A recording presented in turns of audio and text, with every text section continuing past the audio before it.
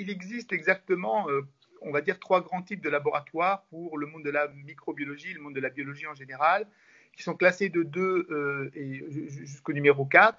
Le numéro 2 étant le niveau le plus bas, c'est celui qu'on trouve le plus couramment dans la ville, quand on va au laboratoire de biologie médicale pour faire une prise de sang ou pour faire autre chose. C'est généralement ce type de laboratoire. Puis après, on va travailler des laboratoires qui sont de niveau 2, de niveau 3, de niveau 4, qui vont avoir des niveaux d'exigence pour pouvoir travailler sur des pathogènes qui ont, soit ils sont extrêmement pathogènes pour l'homme et les animaux, soit ils sont même mortels. Donc, c'est ce qu'on appelle les laboratoires classés en P3 et en P4. On a en France donc quelques laboratoires P4, d'usage civil et d'usage militaire, qui sont des laboratoires de recherche, et également un très grand nombre de laboratoires P3, qui sont autant des laboratoires de recherche que des laboratoires d'analyse médicale ou d'analyse de médecine vétérinaire. Quelle est la vocation de ce type de laboratoire aujourd'hui? Quels sont les enjeux?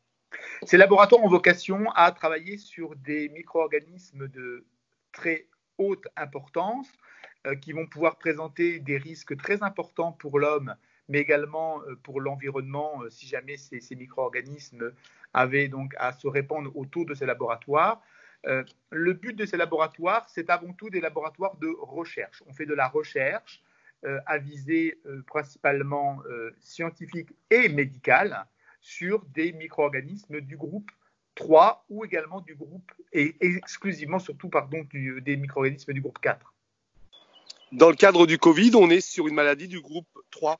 Alors le Covid est aujourd'hui le Covid-19, dont le virus s'appelle le SARS-CoV numéro 2, appartient à une famille virale qu'on appelle les coronavirus, dont la plupart des virus qui sont proches de ce SARS-CoV-2, comme le SARS-CoV qui a été responsable du SARS en 2003, ou bien le MERS-CoV responsable donc en 2012 de fièvre au Moyen-Orient, sont des virus qui sont effectivement classés au niveau 3. Ça coûte extrêmement cher de construire un laboratoire P3 ou P4 parce que ça demande beaucoup de sécurisation.